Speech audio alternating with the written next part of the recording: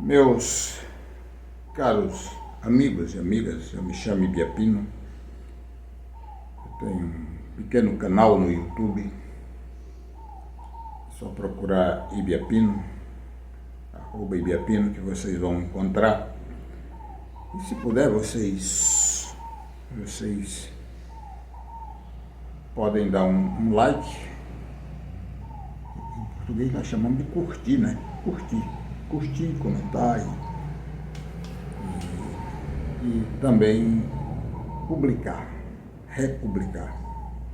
Esse vídeo eu publico no YouTube, mas aparece também no Facebook.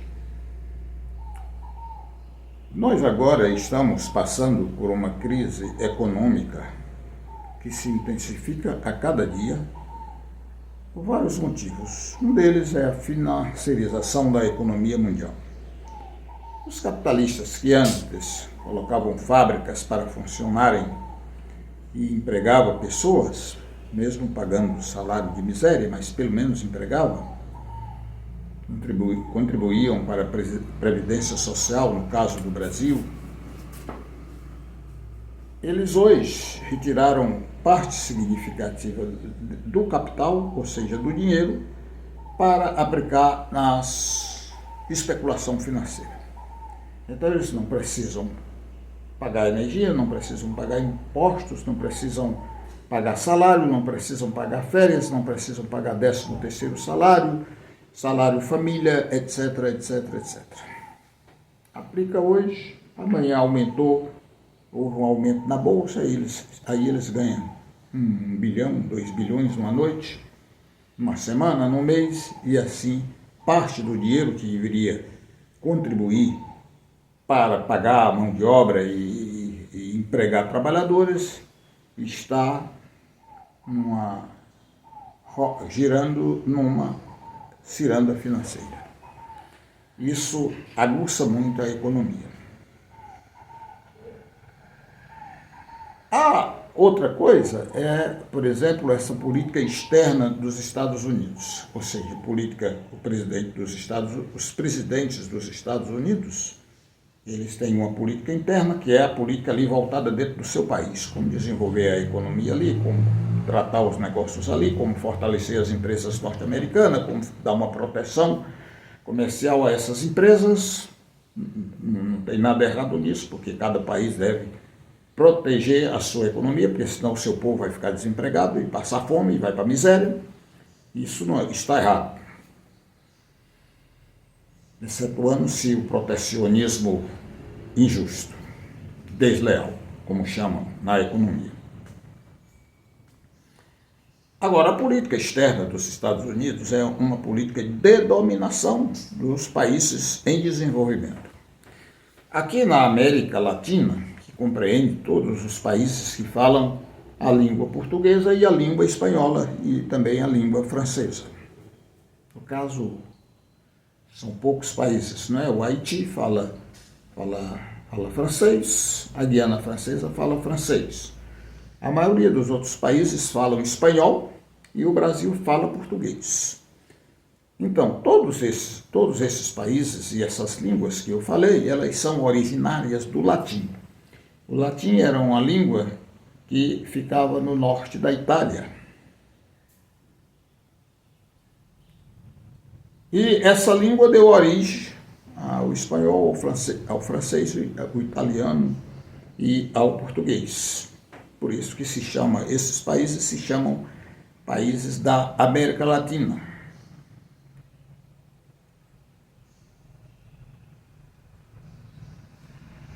Com essa política externa de dominação dos nossos países, os Estados Unidos agem da seguinte maneira.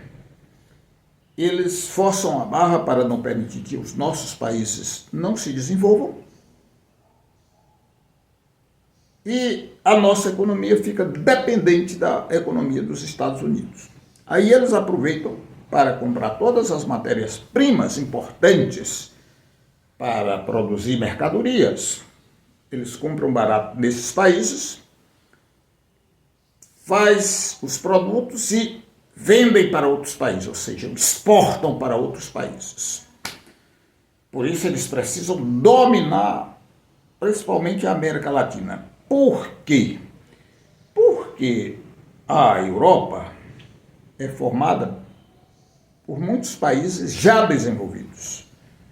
E países que os povos são exigentes, que os povos são politizados, que os povos adquiriram direitos lutando e não abrem mão desses direitos.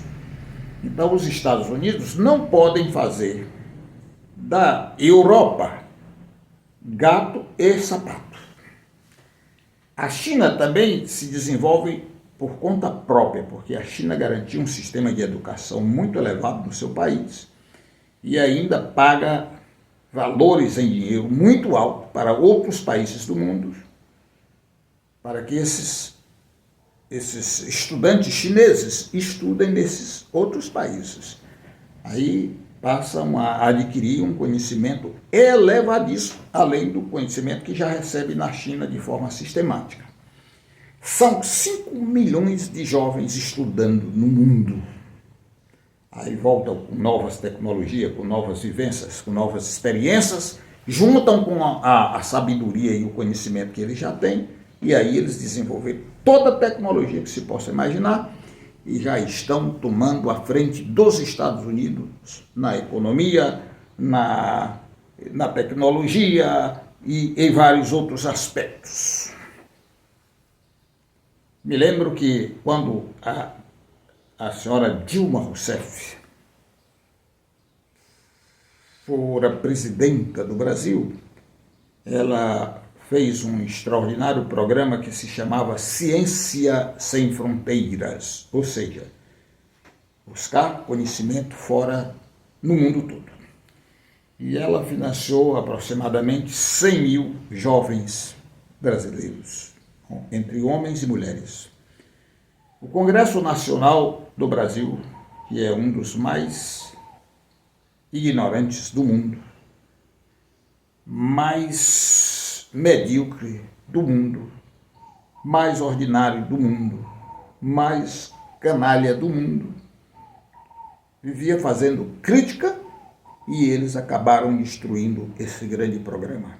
Ou seja, eles querem que o Brasil seja um país de ignorantes, sem capacidade de desenvolver tecnologia, para que esses mesmos vagabundos que são congressistas e empresários inescrupulosos e inimigos da nossa pátria e do nosso povo, possa se apoderar dessas riquezas e vender bem baratinha para os Estados Unidos, botar o dinheiro no bolso, fazer farra e desprezar o Brasil e o seu povo. Esse é o X da questão. Pois muito bem, falei da política externa dos Estados Unidos para a América Latina e para o Caribe. Mas também os Estados Unidos agridem a outros países na Europa, como por exemplo a Rússia e a China. E agora os Estados Unidos, juntos com Israel, que são os dois países mais perigosos do mundo. Vou repetir, Estados Unidos e Israel são os dois países mais perigosos do mundo. São uma ameaça constante, permanente e medonha contra a humanidade. Abriram uma guerra absurda, covarde contra o Irã. Vocês se lembram que os Estados Unidos fizeram nos anos 90 uma grande guerra lá no Iraque. E eles diziam que o Iraque tinha arma de destruição em massa. Acabaram com o país, mataram um pouco mais de 1 milhão de pessoas e não encontraram essas armas. Ficaram pouco mais de 20 anos no Iraque. Saíram agora do Iraque, o país está destroçado, pobre, miserável e cheio de brigas internas. Foi o que os Estados Unidos fizeram contra o Iraque e o seu povo. Que bom que a Europa agora está dizendo. Eles, ou seja, os Estados Unidos, nos enganaram, fizeram nós entrar em uma aventura. Agora eles estão fazendo guerra contra o Irã, nós não vamos mais cair na aventura. Com isso, meus caros amigos e amigas, com isso que eu digo, com essa guerra, os dois países estavam negociaram essa semana. Na outra semana, os Estados Unidos e Israel bombardearam o Irã covardemente, jogaram uma bomba numa escola de meninas. Mataram 165 meninas de uma vez só. Então, meus caros amigos e amigas, a crise vai ser absurda. No tempo do Bolsonaro, toda semana se aumentava a gasolina 2 vezes. Nós estamos com 3 semanas de guerra.